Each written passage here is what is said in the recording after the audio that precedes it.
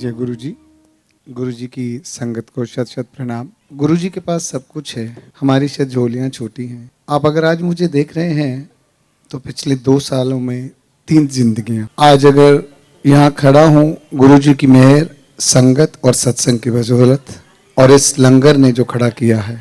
इस साल मैं आपको सबसे पहले एक सत्संग बताता हूँ जो इस साल 5 मार्च को मेरे साथ हुआ। मेरी कुछ तबीयत खराब थी, डॉक्टर को दिखाने गए तो चेस्ट में पेन, डॉक्टर ने देखा, थोड़ा नॉर्मल दवाई दे दी जो फैमिली डॉक्टर थे।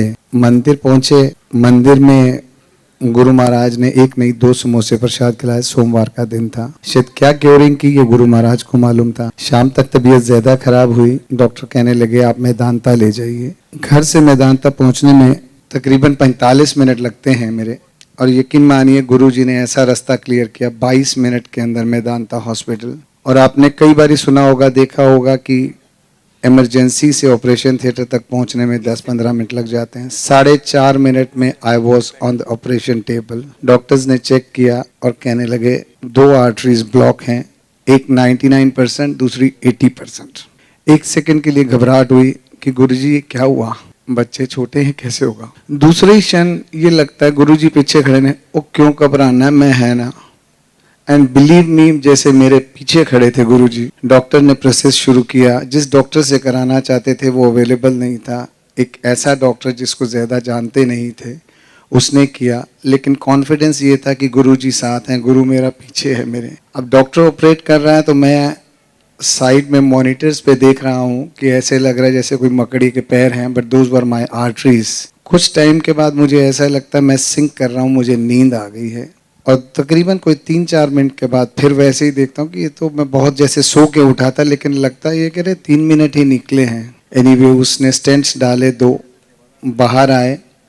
अब जब बाहर आए तो मैं देखता हूँ कि स्टेबलाइज करने के लिए आईसीयू में भेजने से पहले उन्होंने जैसे एक रूम में रखा, तो मेरे राइट साइड पे 2 पेशेंट और हैं और लेफ्ट साइड पे एक और है। तो मैंने ऐसी वार्ड पर, कौन है ये, कहते ये अभी लाइन में लगे हैं, इनके भी अभी ऑपरेशन होने हैं। सो that was a turning point कि गुरुजी ने 4.5 मिनट में ऑपरेशन टेबल पे, जब तक कि मेरी आंटी और मेरी बेटी अभी फॉर्म नहीं भर पाई पूरे, ये गुरुजी ने कराया। और यही नहीं, आईसीयू में जब मुझे शिफ्ट किया तो सुबह जब डॉक्टर देखने आता है मुझे, वो हार्ट की अल्ट्रासाउंड करता है, तो मैं पूछ रहा हूँ क्या, कह रहे नहीं मैं अल्ट्रासाउंड कर रहा हूँ। एक बारी करके हटा, दोबारा फिर करता है। तो मैं क्यूरियोसिटी से उसको पूछता हूँ कि डॉक्टर साहब ये क्या कर रहे हैं, कहते हैं अल्ट्रासाउंड हार्ट की कर रहा हूँ, देख रहा हूँ हार्ट कितना डैमेज होता है। तो मैंने कहा नॉर्मली जैसे मेरी कंडीशन थी तो कितना डैमेज होगा, कहते 40 से 70% तक हार्ट डैमेज होता है। तो मैंने कहा मेरा कितना डैमेज है, कहते 20%।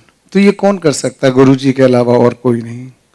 और यही नहीं, जिस मंडे को 5 तारीख को मैं हॉस्पिटल गया, उससे पहले दिन संडे को मुझे रात को एक ड्रीम आता है कि मैं बड़े मंदिर में हूँ और कोई अलका आंटी हैं जो मुझे ढूंढ रही हैं। तो उसके बाद वो मिलते हैं, मुझे कोई शक्ल आंटी की याद नहीं, कुछ नहीं। अगले दिन संडे को मॉर्निंग में हम कहीं ध्यान पे जाते हैं तो उनसे पूछते हैं काफ़ी टाइम से वो आंटी मंदिर जा रहे थे। तो मैंने कहा आप अलका आंटी को जानते हैं, कहते हैं अंकल होंगी, नाम तो सुना हुआ है पर ऐसे याद नहीं आ रहा, भूल जाते हैं। और मंडे रात को जब मैं आईसीयू में हूँ, रात को 3 बजे जो अटेंडिंग डॉक्टर है मेरी, एक यंग लेडी, हाथ में चूड़ा पहना हुआ, डॉक्टर अलका। तो ये गुरुजी ने 1 दिन पहला, 1.5 दिन पहला मुझे दिखा दिया कि तेरे वास्ते देख मैं हाँ। और यही नहीं, हफ्ते बाद मैं जब डॉक्टर को रिव्यू के लिए जाता हूँ तो मेरा डॉक्टर मुझे देखते ही कहता है अरे आपके पीछे तो कोई है यार, आपको तो किसी ने बचाया है। मैंने कहा हाँ मेरे गुरु महाराज हैं। कहते वाकई उन्होंने ही आपको बचाया है। तब वो मुझे बताता है कि जब वो एंजियोप्लास्टी एंजियोप्लास्टी कर रहा था, उस स्टेज के ऊपर मेरी हार्ट बीट 20 हो गई और he was not able to perform angioplasty, stents नहीं लगा सकता। तो कहता मुझे पहला आपको पेसमेकर लगाने पड़े, उसके बाद मैंने स्टेंट्स डाले और बाद में पेसमेकर निकाला। और ये फिर मुझे गुरुजी दिखाते हैं कि देख जिसले तू सिंक कर रहा सी नींद भी सीगा सो है। So I say Guruji doesn't change destinies, he rewrites destinies. इसके 6 महीने बाद जब मैं दोबारा चेक कराने गुरुजी अपना डॉक्टर के पास गया, उससे पहले मंदिर जाना, वही लंगर करना, और गुरुजी ने फिर अपनी सेवा में जैसे चरण में ले लिया। तो डॉक्टर देख के कहता मैं बड़ा खुश हूँ, you are an excellent patient. मैंने कहा अच्छा, कहते हैं आपकी हार्ट फंक्शनिंग जो है that is improved by 10%, so this is wonderful, keep it up. So that was after 6 months। तो मैं उसको हल्का सा, मेरे आंटी पूछते हैं कि डॉक्टर साहब आज एक बर्गर खा लें, तो मेरी शक्ल देखे थे, नहीं नहीं आप पिज़्ज़ा विज़ा खा लिया करो, भाई इनको खाने दिया करो, आप गार्लिक ब्रेड खा लिया करो। तो मैंने कहा डॉक्टर साहब मैं ना एक समोसा खाता हूँ। कहते ओ नहीं नहीं आपके लिए तो जहर है समोसा, फ्राइड और ये घी वगैरह। तो मैंने कहा नहीं मैं एक खाता हूँ, हमारे मंदिर में है। कहता नहीं वो तो फ्रेश ऑयल में होने। तो मेरी आंटी बोली नहीं वो देसी घी में बनता है। तो कहता एक ही बार ही बनता है वो देसी घी, फिर फेंक देते हैं। हाँ जी मैंने यूं कर दिया। मैंने अपनी आंटी को इशारा किया, मैंने कहा उठो, अगर इसको बता दिया डॉक्टर को कि हफ्ते में 2 बारी 3 बारी तो गुरुजी देसी घी का हलवा और चपाती प्रसाद और जो लंगर हम खाते हैं और एक नहीं 4-4 समोसे खाते हैं, तो ये शायद 4थी मंजिल से छलांग मार लेगा।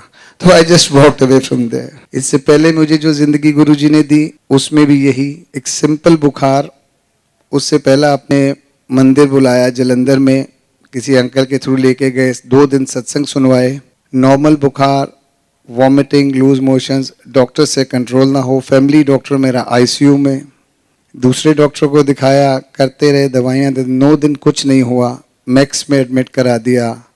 और वहाँ भी वो गुरुजी की फ़ोटो जैसे कमरे में लगाई। अब वो एडमिनिस्टर कर रहे हैं दोनों बाजुओं के अंदर इंट्रावेनस से एंटीबायोटिक्स, और हाल बुरा, ना नींद आए ना कुछ। सामने गुरुजी की फ़ोटो लगी। तो एक अटेंडिंग डॉक्टर वहाँ भी कमरे में आई, ठीक हो जाएंगे आप रात को। मैंने कहा हाँ ये हैं, सामने गुरुजी की फ़ोटो की तरफ इशारा करके। तो एकदम देख के बोलती है ये एम्पायर स्टेट वाले गुरुजी। मैंने कहा आप जानते हैं? कहते हाँ मैं एक बारी गई थी, मेरी कज़न ले गई थी, उसके बाद महाशिवरात्रि पे गई थी और यही फ़ोटो मिली और कुछ नहीं चढ़ता वहाँ।